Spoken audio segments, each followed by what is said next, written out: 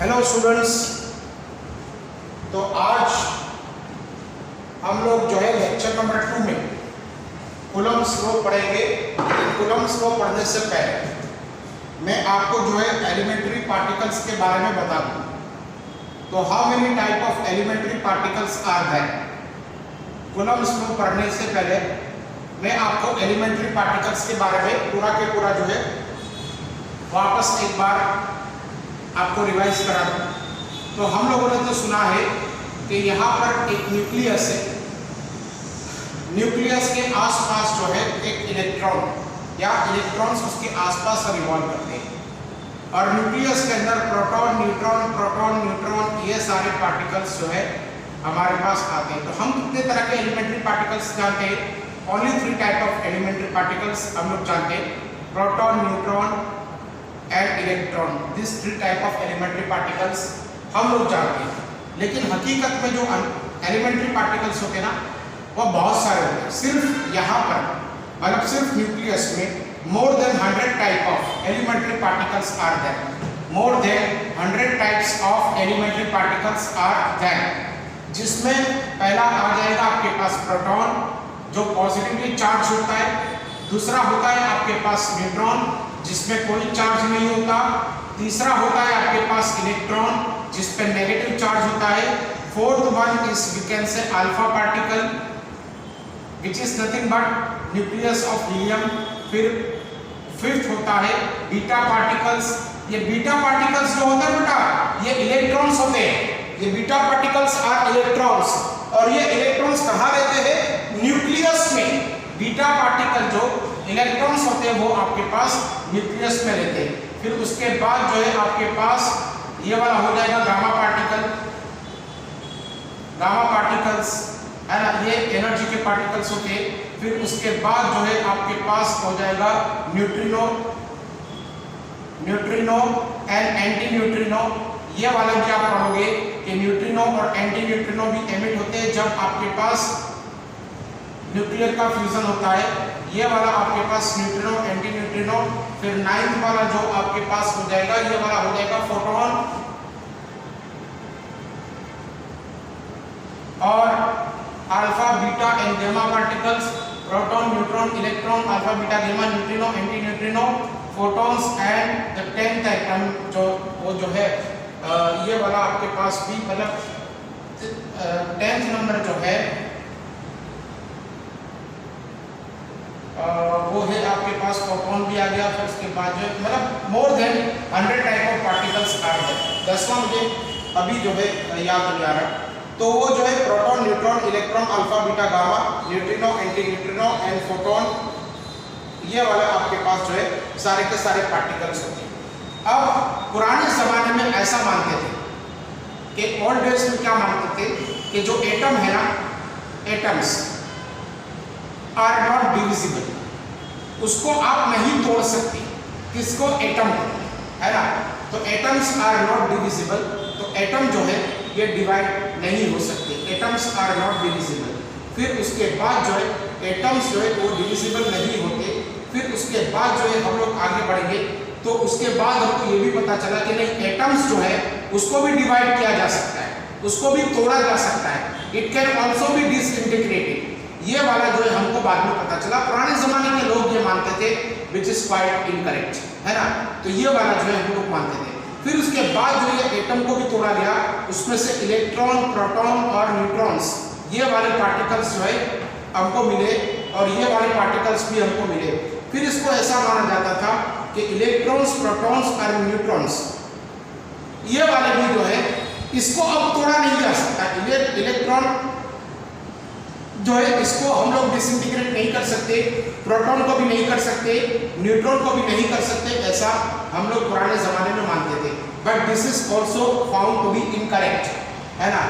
अब ये जो है ना, ये प्रोटॉन न्यूट्रॉन और इलेक्ट्रॉन ये वाले जो है सारे के सारे किसी और पार्टिकल से बने हुए।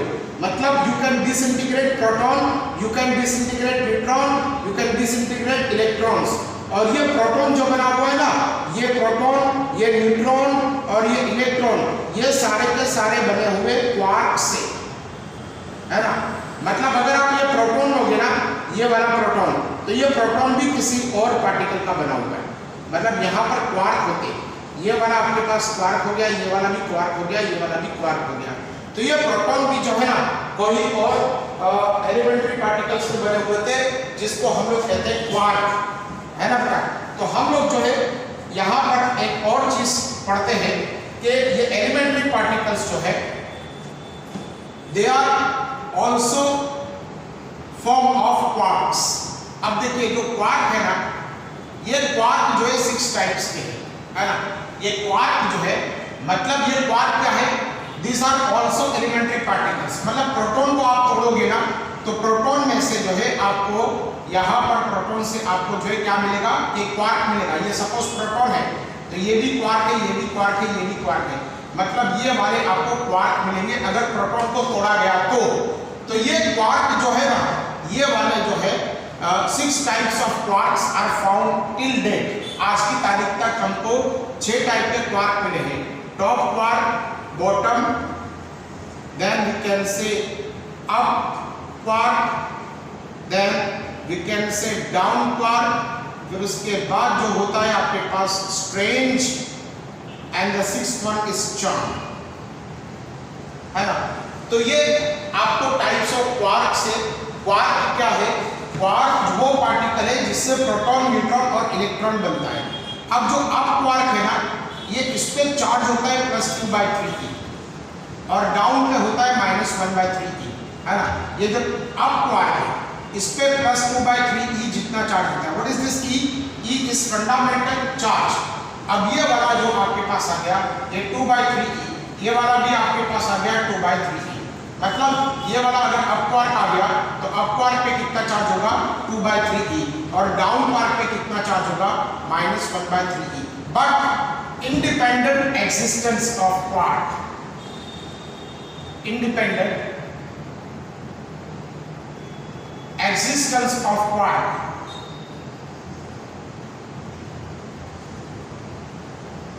is not found। अभी तक हमको कोई भी क्वार्क इंडिपेंडेंट नहीं मिला है। हमको इंडिपेंडेंट इलेक्ट्रॉन मिला है, हमको जो है इंडिपेंडेंट इलेक्ट्रॉन मिला है, इलेक्ट्रॉन इंडिपेंडेंट मिला है। प्रोटॉन भी आपको एक मोमेंटरीली इंडिपेंडेंट मिलेगा, फिर बाद में वो H2O के साथ में मिलके H3O+ बना देगा।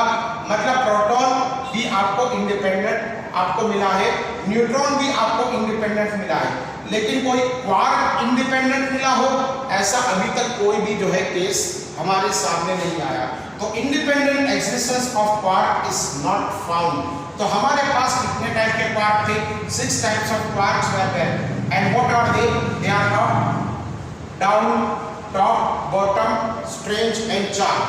अब हम लोग बात करेंगे जिसके बारे में कि देखिए यहाँ पर अगर हम लोग बात करेंगे तो प्रोटॉन जो है ना, ये proton it is made up of 2 up quark, it is made up of 2 up quark and 1 down quark. अब देखिए प्रोटॉन पे चार्ज कितना होता है +1e, है ना। कितना क्वार्क होता है, कितना जो चार्ज होता है। तो हम लोग UUD का चार्ज गिनेंगे तो U पे चार्ज होगा +2/3e, फिर बाद में U पे चार्ज होगा +2/3e और डाउन पे चार्ज होगा 1/3e। तो ये वाला 2 + 2 -1, तो ये वाला आपके पास हो जाएगा 2 + 2 4, 4 - 1, ये वाला हो जाएगा 3/3e। 1 2 and 2 4, 4 and -1 3 और ये डिनोमिनेटर में तो 3, तो ये वाला हो जाएगा +e चार्ज आपके पास प्रोटॉन पे हो जाएगा। तो प्रोटॉन पे कितना चार्ज हुआ +1 +e। फिर बाद में हम लोग जो है बात करेंगे न्यूट्रॉन की। तो अगर न्यूट्रॉन की हम लोग बात करेंगे तो वो न्यूट्रॉन बना है UDD से, up down and down quark, up quark down quark down quark, up quark down quark. तो यहाँ पर जो है न्यूट्रॉन जो बना हुआ है ना, ये न्यूट्रॉन जो है आपके पास अप क्वार्क, ये वाला डाउन और ये वाला down.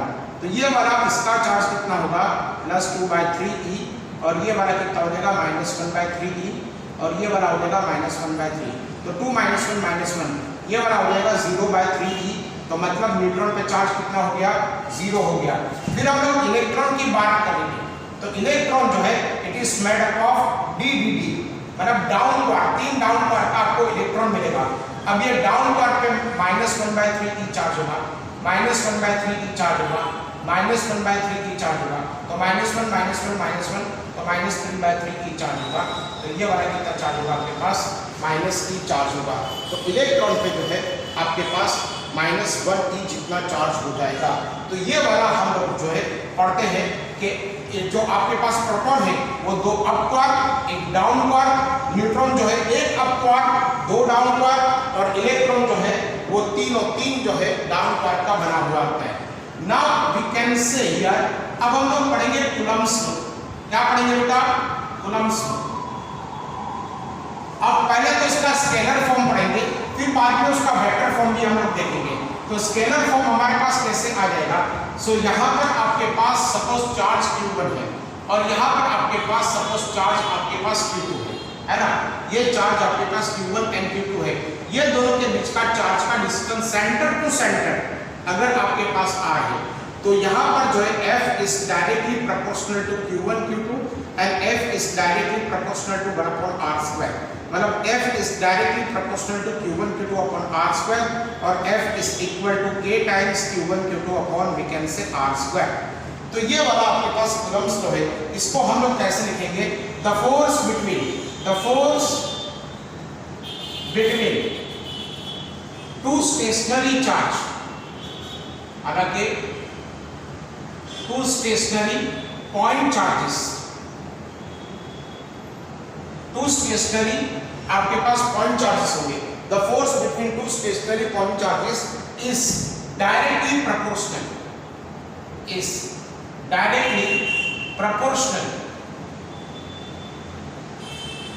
To the product of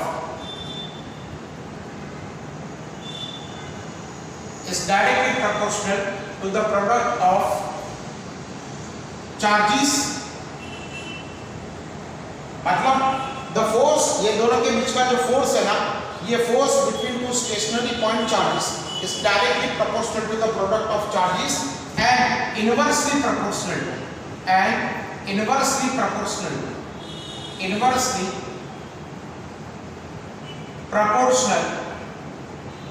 to the square of,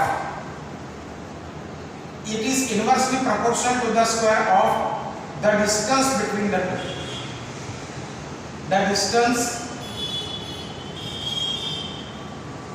between the two charges, है ना।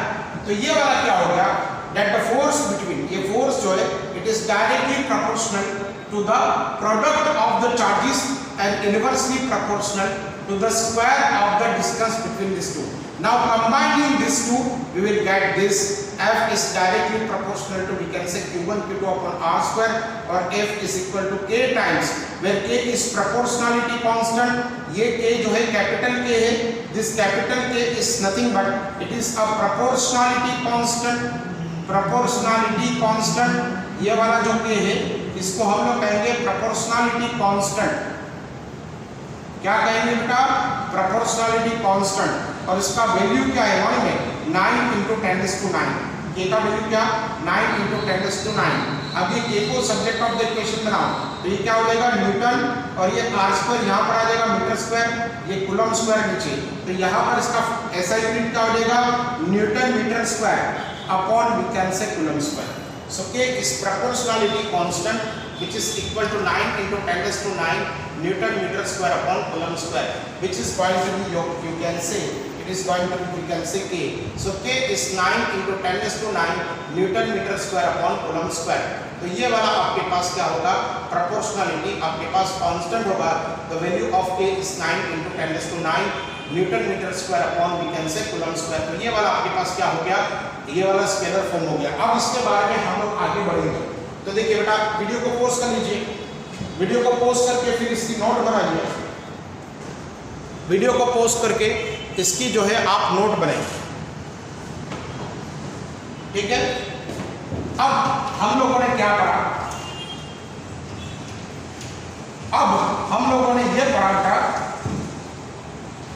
कि F is equal to K times Q1 Q2 upon r²। तो K जो है ना, इसका वैल्यू है 9 × 10⁹ न्यूटन मीटर² अपॉन कूलम्ब²। अब ये K जो है ना capital K, this can also be written here as 1/4πε। इसके बारे में अभी हम लोग चर्चा करेंगे। K is equal to we can say 1/4 pi epsilon naught. What is this epsilon naught? Epsilon naught is nothing but it is permittivity of free space. Permittivity of free space. Free space या तो आप इसको vacuum भी कह सकते हो। अब ये एप्सिलॉन नॉट जो है ना, इसका वैल्यू अगर आप यहाँ 9 × 10⁹ रख के ढूंढोगे ना तो it comes out to be 8.85 × 10⁻12।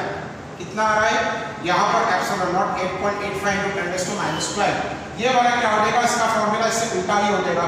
Because देखिए यहाँ पर 1/k एप्सिलॉन नॉट होगा, क्या इंप्लाई करता है ये? It implies that 1/4 pi k is equal to epsilon naught. 4 pi का तो आपके पास कोई भी जो है ऐसा यूनिट ही नहीं है, तो ये k का जो यूनिट है ना ये इससे उल्टा हो जाएगा। तो ये वाला हो जाएगा coulomb square upon we can say newton metre square. समझ में आया मैं क्या कह रहा हूँ? ये k जो है यहाँ पर रख दो, newton metre square upon coulomb square. तो कूलम स्क्वायर न्यूमरेटर में चला जाएगा और न्यूटन मीटर स्क्वायर आपको डिनोमिनेटर में जाएगा। Epsilon is equal to permittivity of the free space. In other words you can use the same number or same you can say value for vacuum and air also, है ना? हम लोग generally क्या करेंगे, permittivity of free space का जो value है 8.85 × 10⁻12 coulomb square upon newton metre square, ये वाला हम लोग जो यूज करेंगे वैक्यूम में भी और एयर में भी। अब ये परमिटिविटी क्या है, तो बहुत सिंपल में जो है मैं आपको समझा दूं। Permittivity of the free space is nothing but permittivity epsilon naught is nothing but it is the ability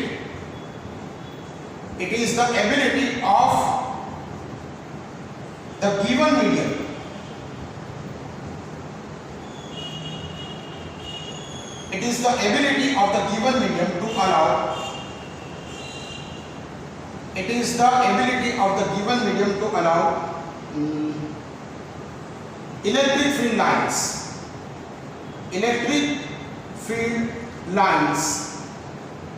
through the medium, through it, है ना, through the medium। तो epsilon naught is nothing but it is ability of the given medium to allow electric field lines through it। ये वाला हमारे पास कितना हो जाएगा। अब आप बोलोगे ये समझ में नहीं आया, तो देखिए आपको हम लोग आगे बढ़ाएंगे इलेक्ट्रिक फील्ड के बारे में। इसके बारे में पढ़ाएंगे हम लोग इलेक्ट्रिक फील्ड के बारे में। अगर इलेक्ट्रिक फील्ड के बारे में आगे बढ़ाया तो electric field lines are like this. जैसे आपके पास मैग्नेट होता है ना बेटा, ये मैग्नेट से मैग्नेटिक फील्ड लाइंस निकलती है ऐसे, यहाँ पर ये मैग्नेटिक फील्ड लाइंस ऐसे निकलती है, तो वैसे यहाँ पर चार्जेस से इलेक्ट्रिक फील्ड लाइंस निकलती है ना। तो जैसे मैग्नेट से मैग्नेटिक फील्ड लाइंस निकलती है वैसे चार्जेस से इलेक्ट्रिक फील्ड लाइंस आपको निकलती हुई दिखाई देगी। अब देखिए यहाँ पर जैसे चार्जेस से आपको इलेक्ट्रिक फील्ड लाइंस दिखाई देती है, हम आपको आगे बढ़ाएंगे। जैसे आपके पास या पॉजिटिव चार्ज है तो पॉजिटिव चार्जेस से इलेक्ट्रिक फील्ड लाइंस ऐसे बाहर की तरफ निकलेंगी। यहाँ पर नेगेटिव चार्ज है तो नेगेटिव चार्ज के अंदर जो है इलेक्ट्रिक फील्ड लाइंस आपको अंदर की तरफ जाती हुई नजर आएगी। इसके बारे में पूरा डिस्कशन है हमारे नेक्स्ट लेक्चर में जो है वो आ ही जाएगा। तो electric field lines are the field lines generated by a charge, है ना। ये चार्ज जो आपको ये फील्ड लाइंस जनरेट करेगा वो ऐसा हो जाएगा। अब यहाँ पर नेगेटिव चार्ज है तो ये नेगेटिव चार्ज जो है ये वाली ऐसी आपको जो है इलेक्ट्रिक फील्ड लाइंस उसको देगा। तो यहाँ पर क्या होता है कि यहाँ पर जो अगर आपके पास वैक्यूम हो गया, फॉर एग्जाम्पल सपोज ये वाला मीडियम आपके पास वैक्यूम हो गया, तो वैक्यूम या फ्री स्पेस हो गया या फिर आपके पास एयर हो गई। सपोज मैंने यहाँ से सपोज नंबर ऑफ लाइंस भेजी 100 लाइंस मैंने यहाँ से भेजी, है ना। ये वैक्यूम या एयर से 100 इलेक्ट्रिक फील्ड लाइंस भेजी और यहाँ पर जो है फॉर एग्जांपल 99 आपके पास फील्ड लाइंस बाहर निकली। अगेन है 100 फील्ड लाइंस भेजी और 99 जो है यहाँ से इलेक्ट्रिक फील्ड लाइंस निकली। तो इसकी परमिटिविटी कितनी हो गई? 99%। सपोज आपने यहाँ पर मेटल ले लिया, सपोज ये वाला आपके पास एक चार्ज है, पॉजिटिव चार्ज है, पॉजिटिव चार्ज से सारी के सारी लाइंस निकलती है यहाँ पर। अब यहाँ पर आपने 100 लाइंस भेजी और यहाँ पर 80 मेटल में से बाहर निकली 80 लाइंस, है ना। तो इसकी परमिटिविटी कितनी हो गई? 80%। फिर अगर आपने यहाँ पर फॉर एग्जाम्पल कोई प्लास्टिक ले लिया, फॉर एग्जाम्पल यहाँ पर प्लास्टिक ले लिया और यहाँ से आपने 100 फील्ड लाइंस को भेजी, और यहाँ पर आपकी सिर्फ 70 फील्ड लाइंस आपको बाहर की तरफ मिल रही है, तो इसकी परमिटिविटी कितनी हो गई आपके पास 70%. So this is how we can define electric permittivity of the free space, which is nothing but epsilon naught. जब कभी भी आपको epsilon naught दिखाई देना तो ये वाला आपके पास हो जाएगा epsilon naught का मतलब होता है permittivity of free space. permittivity of आपके पास क्या हो जाएगा free space ही हो जाएगा. तो permittivity of free space is epsilon naught. अब हमारे पास वो वाला फॉर्मूला था ना k times q1 q2 upon r square. तो this formula can also be written here as 1 upon 4 pi epsilon naught into q1 q2 upon we can say r square. So in place of k you may write 1 upon 4 pi epsilon naught into k times into q1 q2 upon r square. Okay, so suppose if your charges is here, suppose charge q1 is here and suppose charge q2 is here and suppose the medium between these two charges is either air or vacuum, so you can apply this formula. You can apply this formula. But what will happen? Suppose if charge q1 is there, okay, and suppose charge q2 is there, and suppose the medium between these two is metal, है ना, ये दोनों के बीच में metal है. अब air होता तो हम लोग ये फॉर्मूला रख सकते, लेकिन मेटल है तो मेटल की अपनी परमिटिविटी होगी. The metal will have its own permittivity, so this force will change to 1 upon 4 pi epsilon into q1 q2 upon r square. Okay, here what you see epsilon naught, and what you see here only epsilon. See, epsilon naught is having the value of 8.85 into 10 raised to minus 12 coulomb, but here epsilon ये जो value है ना, this will be given to you. ये वाली value आपको जो है given होगी, तो this value will be given to you. Okay, so accordingly you can find out the force between this two charge if another medium is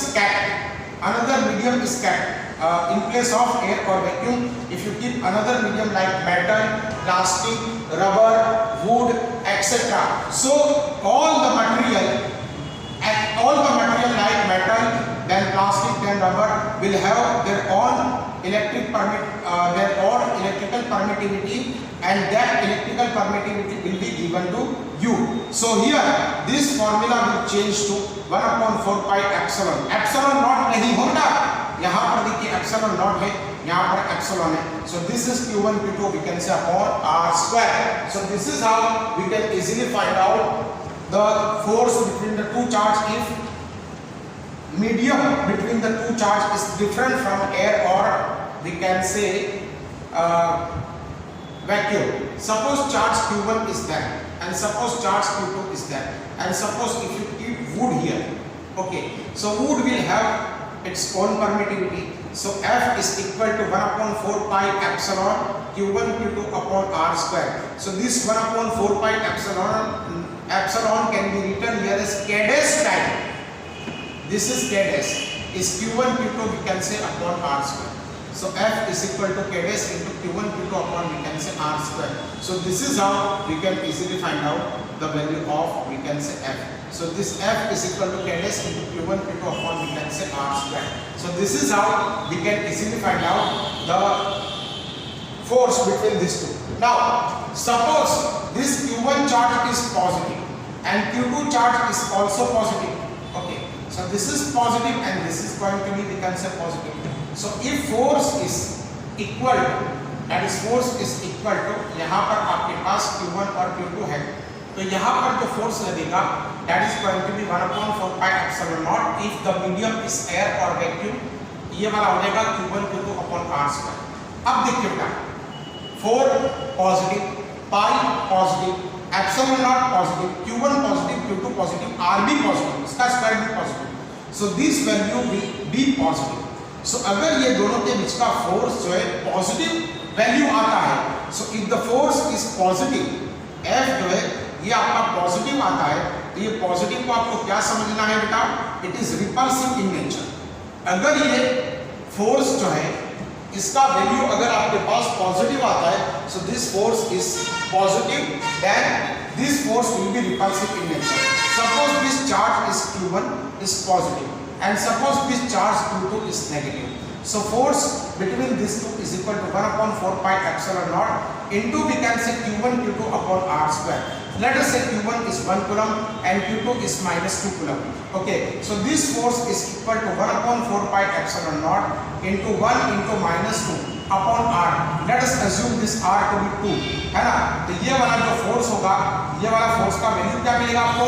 तो ये वाला फोर्स का जो कुछ भी वैल्यू मिलेगा, लेट अस से 1 upon 4 pi epsilon naught, ये 9 into 10 raised to 9 हो जाएगा और ये वाला minus 2 upon 4 हो जाएगा, तो ये वाला आपके पास आ जाएगा minus 4.5 into 10 raised to 9 न्यूटन। अब ये माइनस साइन आता है ना, तो this minus sign indicates that this force is attractive in nature. So if F is less than 0, then force is attractive in nature. तो force जो है ये वाला आपके पास क्या हो जाएगा, ये वाला आपके पास attractive in nature हो जाएगा। तो force is, we can say, attractive in nature if F is less than 0, और ये फोर्स जो है ये आपके पास पॉजिटिव हो जाएगा। अगर ये पॉजिटिव आता है तो ये फोर्स आपको रिपल्सिव मिलना होगा, और ये फोर्स अगर आपको नेगेटिव मिलता है तो this force will be attractive in nature. So this is how we can easily find out that whether the force is repulsive और attractive in nature. Then we can have the next topic, this can be asked in your examination, that derive the equation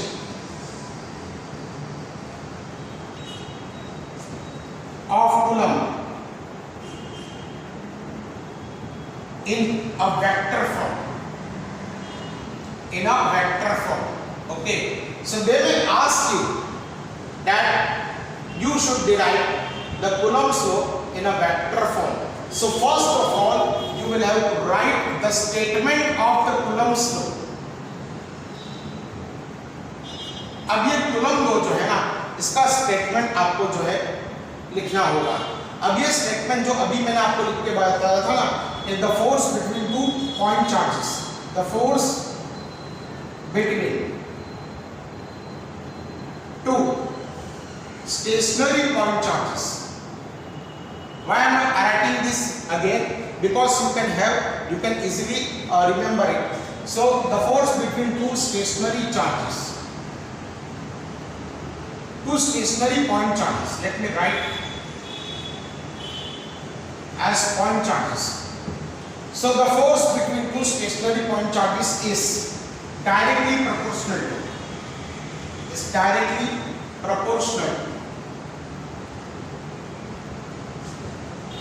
to the product of two charges, and inversely proportional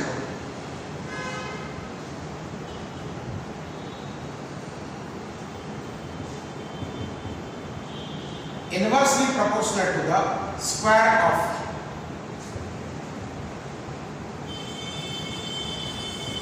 distance between the two. अब ये वाला आपको जो statement लिखने के बाद you will have to draw a diagram. Let us say this is charge Q1, this is charge Q2. This may be positive, negative, it doesn't matter, है ना? ये पॉजिटिव भी हो सकता है, ये वाला भी पॉजिटिव, ये नेगेटिव, ये वाला भी नेगेटिव, एक पॉजिटिव एक नेगेटिव, ये पॉजिटिव ये नेगेटिव हो सकता है, इट डजंट मैटर, है ना? वो तो हमको रिफ्लेक्ट करेगा कि फोर्स का वैल्यू आपको नेगेटिव आ रहा है या पॉजिटिव आ रहा है ना? सो सपोज यहाँ पर आपके पास ये वाला आपके पास position vector is having the position vector r1 bar and this q2 charge is having position vector, we can say r2 bar. And suppose this q1 charge will exert force on charge q2 and q2 will exert force on charge q1. So first of all we will take this force, है ना? तो force exerted by 1 on 2, है ना? तो ये वाला जो vector होगा, let us say displacement vector, we can say r bar. So we can say यहाँ पर F1 F2 पे भी चार्ज फोर्स लगाएगा और F2 F1 पे भी जो है आपके पास फोर्स लगाएगा. So let us say F12 bar is the force on 1 due to 2 and F21 bar is force on 2 due to 1, है ना। तो ये वाला जो Q2 है, ये वाला जो Q2 है, ये इसको ये डायरेक्शन में फोर्स लगाएगा। सपोज ये भी पॉजिटिव है और ये भी पॉजिटिव है ना। तो ये वाला जो फोर्स, ये Q2 भी पॉजिटिव चार्ज है, ये भी पॉजिटिव चार्ज है, तो ये इसको रिपेल करेगा, इस डायरेक्शन में फोर्स लगाएगा। सो this is the force F21 और ये वाला इस पे फोर्स लगाएगा। Let us say this is going to be F12। Both are vector quantities. Okay, so write it down. इतना लिखो, वीडियो को पॉज करो, वीडियो को पॉज करके आप जो है इसको इतना लिख दो। ओके, वीडियो को पॉज किया, आपने इतना लिखा, फिर उसके बाद जो है हम लोग आगे बढ़ेंगे।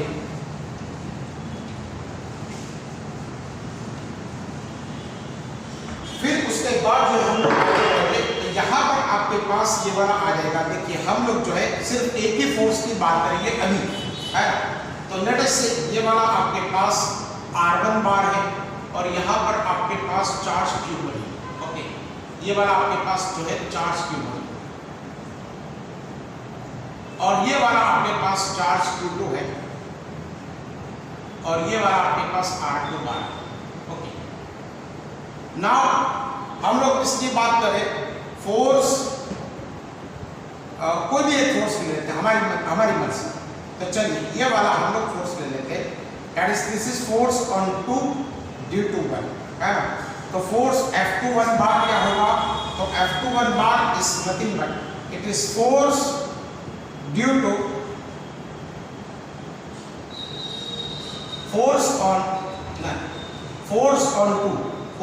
2 ड्यू टू 1, ठीक है ना। इसके ऑपोजिट डायरेक्शन में भी फोर्स लगेगा। Let us say this is going to be, we can say R bar. अब आप देखिए ये वाला हेड हो गया, ये वाला R बार के टेल हो गई, ये वाला हेड हो गया, ये वाला आपके पास जो है दूसरा भी हेड, मतलब ये वाला जो है R bar is vector in this direction. So R bar is the vector in this direction. So we can say R1 bar plus R bar is equal to we can say R2 bar according to law of triangle। Vector का law पता है ना आपको, ये वाली head है और ये वाली टेल, मतलब ये दोनों मिलके आपको ये बना देंगे। तो ये वाला आपके पास क्या आ जाएगा? सो R bar is equal to we can say R2 bar minus we can say R1 बार। तो ये वाला R बार जो है क्या आ जाएगा? It is going to be R2 bar minus we can say R1 bar, है ना। नाउ फोर्स F21 बार, हम लोग फोर्स F21 बार कैसे लिखेंगे? A times Q1 Q2 upon R square into we can say unit vector R के। क्या लिखेंगे बेटा? Unit vector we can say R के। तो ये वाला F21 बार क्या हो जाएगा? So F21 bar is equal to A times Q1 Q2। अब ये R है ना, तो इसको मॉड्यूलस ऑफ R स्क्वायर भी हम लोग लिख सकते हैं, लिखेंगे ना। और आपको पता है unit vector is vector divided by its magnitude, पता है ना आपको, chapter number 4 standard 11, unit vector is vector divided by its magnitude. So F21 bar is equal to A times Q1 Q2 और R बार जो है, R बार की जगह पे आप क्या लिखोगे? R2 bar minus we can say R1 bar whole square और ये R बार क्या हो जाएगा?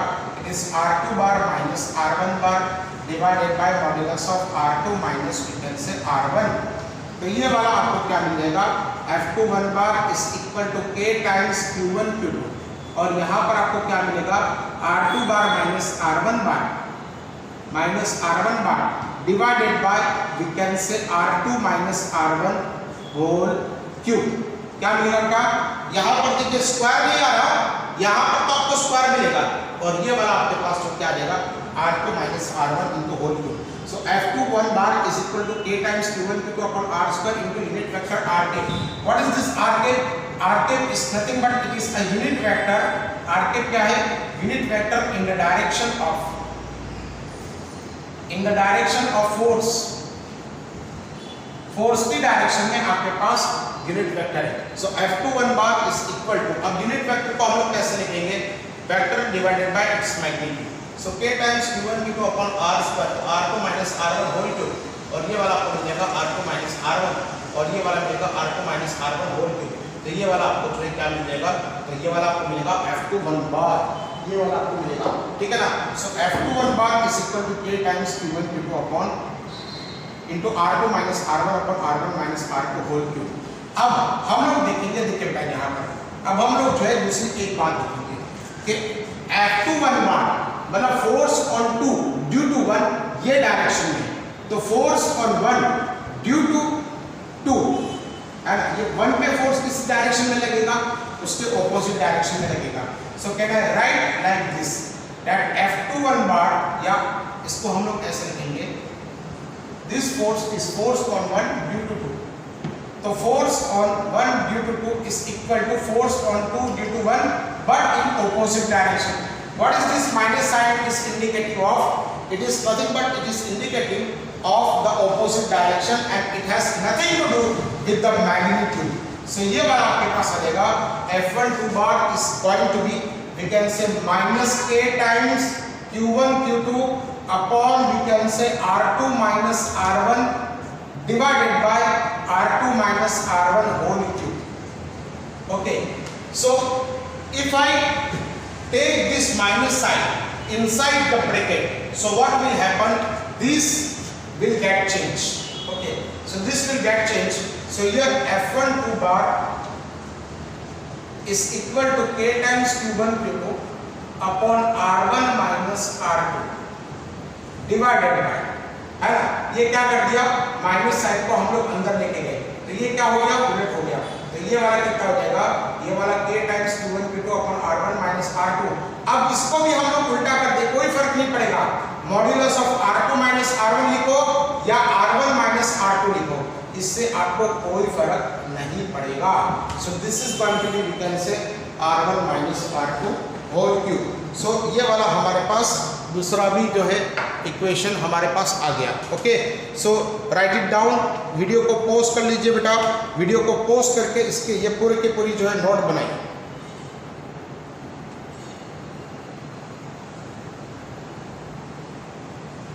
ओके, बना ली क्या नोट?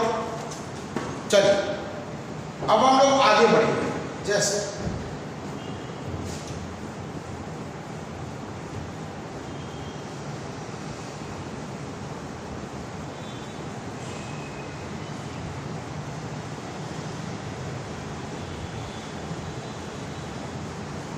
हम लोगों ने जैसे अभी आपको देखा था, जैसे देखिए यहाँ पर हम लोगों ने एक चीज देखी थी, आपको याद है, F इज इक्वल टू, अगर हम लोग स्केलर फॉर्म की बात करें तो Q1 Q2 upon we can say R square, ये वाला F था। इसके लिए यहाँ पर दो चार्जेस हो, if two charges are given and if the medium between these two charges is either air or vacuum, either air or we can say vacuum. But suppose if I take F dash, suppose the same charges are taken, let us say Q1 and Q2, these two same charges are taken, and if I change the medium between these two charges as suppose any medium like metal or we can say plastic, okay, and plastic will be given with its permittivity epsilon. So this force, that is this force can be written here as 1 upon 4 pi epsilon into Q1 Q2 upon we can say R square. Okay, now if I take F divided by we can say F dash, if I take ratio of this two, so what will be there? So it is going to be 1 upon 4 pi epsilon naught into Q1 Q2 upon R square divided by we can say 1 upon 4 pi epsilon into Q1 Q2 upon R square. So all the terms will get cancelled except this epsilon naught and epsilon. This 1 upon 4 pi, 1 upon 4 pi, Q1 Q2 R square, Q1 Q2 R square will get cancelled. So F upon F dash is equal to 1 upon epsilon naught upon 1 upon we can say epsilon. So we can say F upon F dash is given by epsilon upon epsilon naught. So this epsilon upon epsilon naught will be known as epsilon R. Again I repeat, F upon F dash क्या हो गया, epsilon upon we can say epsilon naught. So this epsilon upon epsilon naught is given by ER, which is known as relative permittivity. Okay, जैसे relative density होता है ना, वैसे ही आपके पास relative permittivity of the medium. any permittivity divided by permittivity of the free space, any permittivity divided by permittivity of the free space is known as relative permittivity of the medium, and relative permittivity of the medium is also known as dielectric constant. This is K. What is this? It is nothing but it is dielectric constant. अब ये K जो है ना, ये आपको small रखना पड़ेगा हो बेटा, वो वाला नहीं। यहाँ पर जो K आता है ना वो कैपिटल K होता है, और ये वाला small K। Small K is nothing but it is also known as dielectric constant of the given medium, है ना। तो this is small K. ER relative permittivity is known as K, and K is also known as dielectric constant of the given medium. So this epsilon r is equal to we can say K. तो ये वाला हो जाएगा आपके पास dielectric constant, है ना। तो इसको भी ये भी आपका नोट बनाइए, वीडियो को पॉज कर लीजिए और नोट बनाइए। फिर हम लोग एक और टॉपिक के ऊपर जाते हैं कि प्रिंसिपल ऑफ सुपरपोजिशन, है ना। तो प्रिंसिपल ऑफ सुपरपोजिशन हमको क्या कहता है?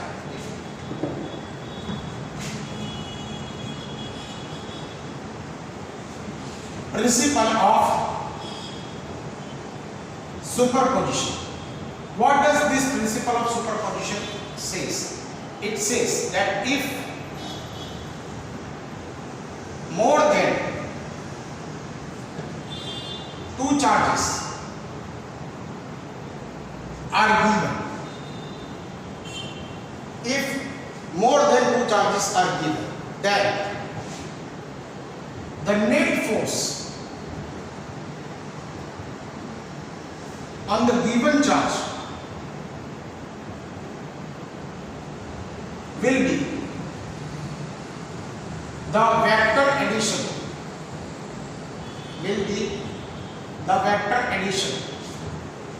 of all the charges.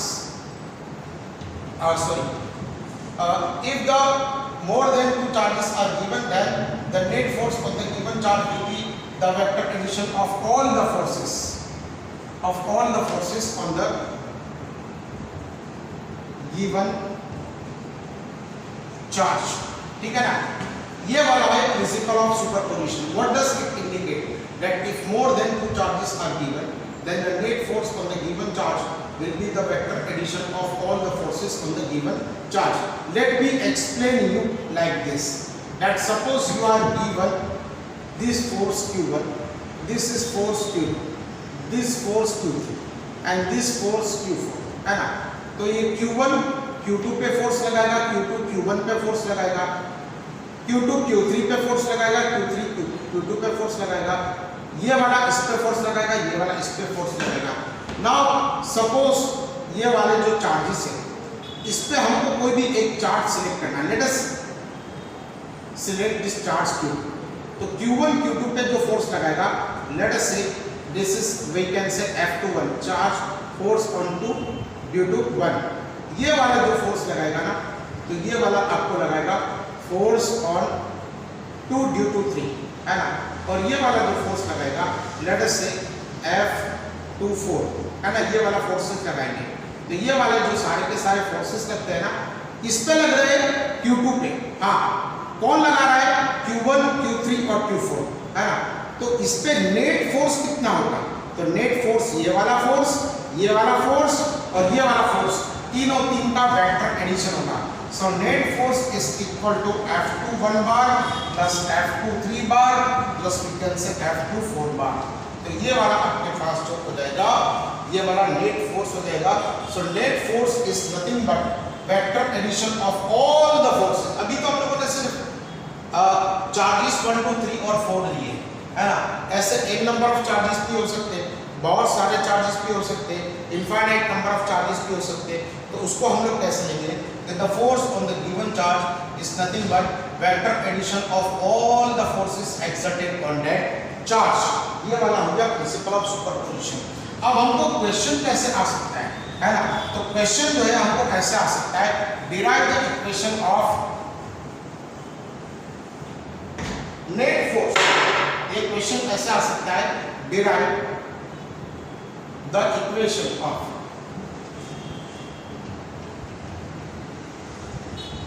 Net force on the given charge, और in other words they may also ask you like this, prove the principle of superposition.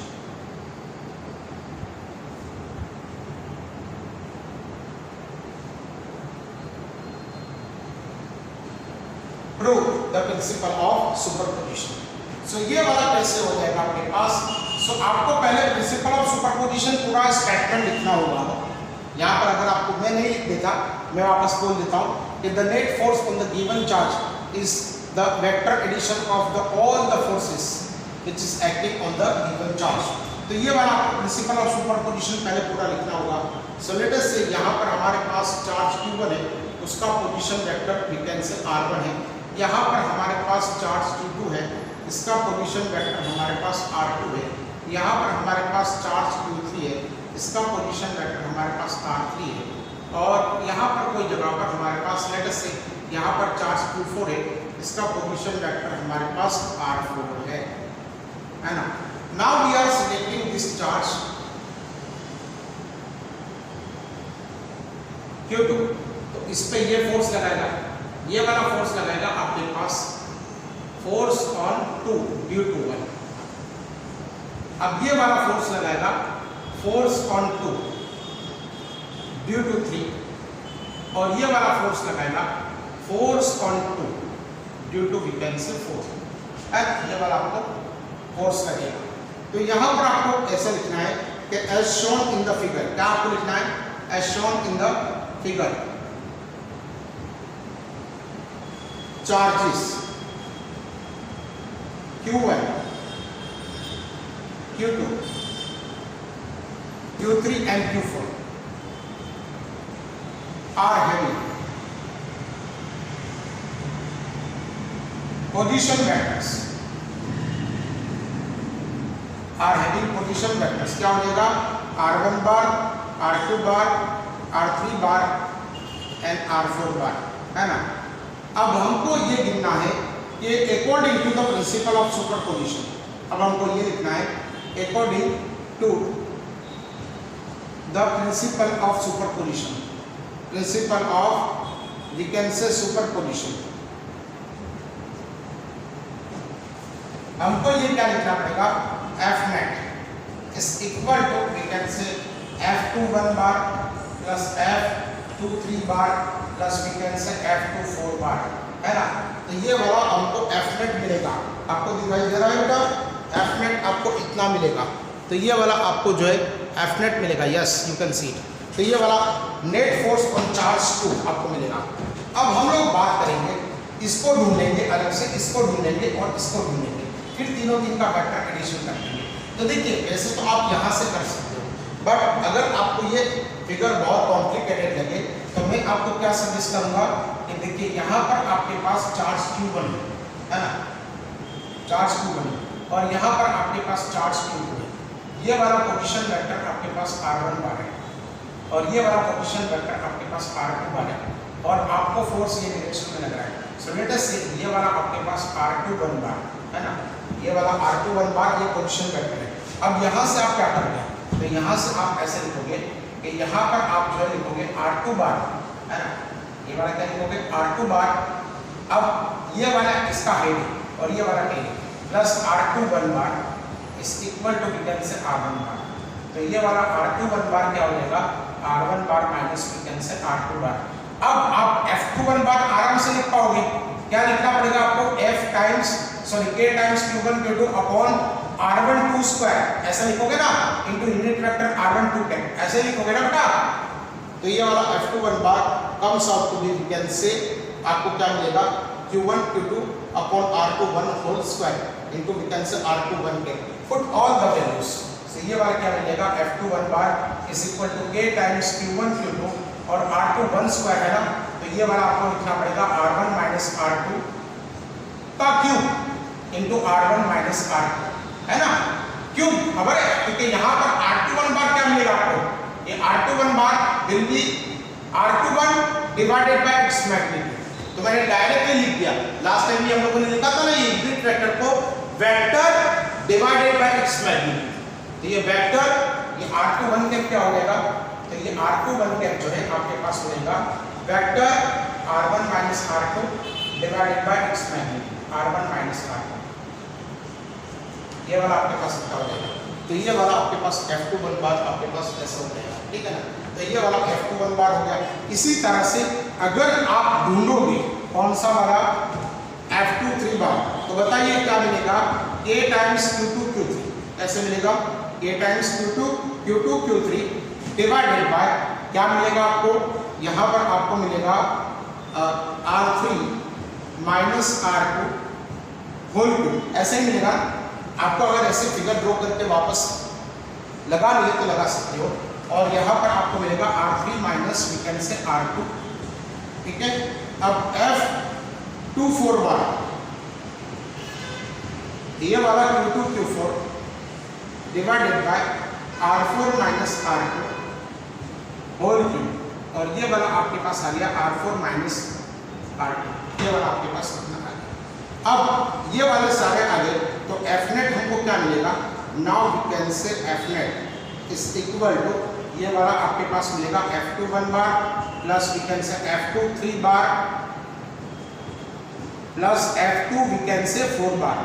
अब अगर हम लोग देखने जाएंगे तो यहाँ पर हमको क्या मिलेगा, F21 A times Q1 Q2 upon R1 minus R2 cube into R1 minus R2, फिर प्लस आपके पास F21 बार, तो K times Q1 Q2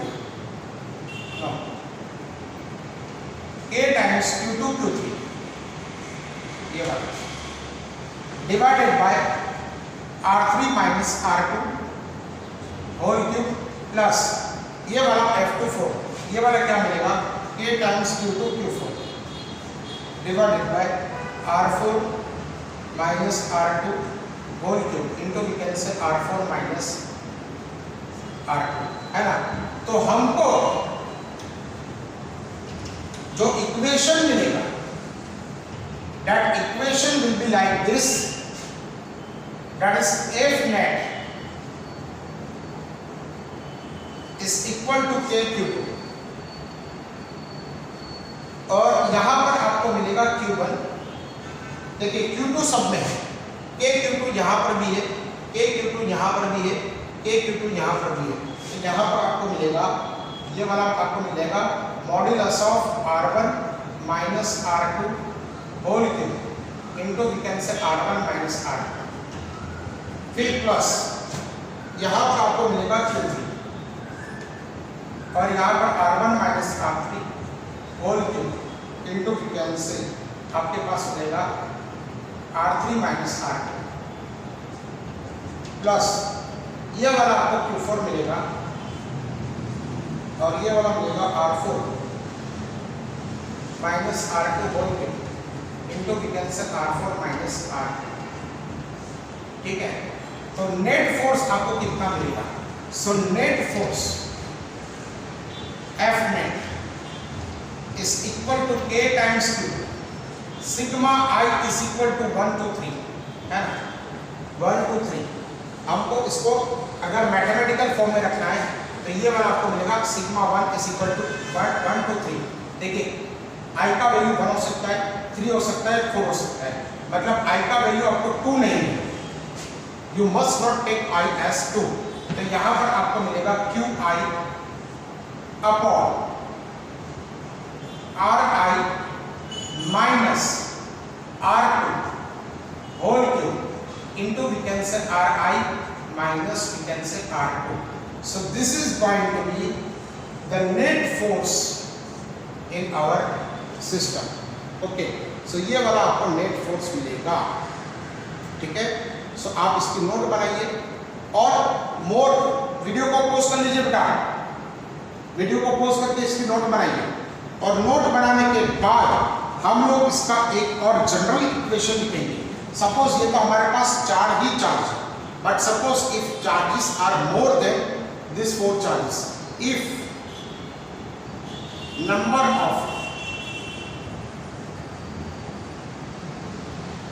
charges are N. So ये वाला एफ नेट आपको क्या मिलेगा मालूम है? F net is equal to A times Q J. क्या मिलेगा? यहाँ पर 2 की जगह पर हम लोग जे लिखना पड़ेगा, और यहाँ पर i is equal to 1 to आपको n लिखना पड़ेगा, but i must not be equal to j, है ना। और ये वाला आपको क्या मिलेगा? Q I upon R I minus R J whole cube divided by R I minus R G. तो ये वाला आपको जो है नेट फोर्स आपको मिलेगा। क्या मिलेगा? ये वाला नेट फोर्स आपको जो है एफ नेट आपको ये वाला मिल जाएगा। ठीक है बेटा? तो आज हम लोग इतना ही रखते हैं, बाकी का हम लोग नेक्स्ट लेक्चर में देखेंगे।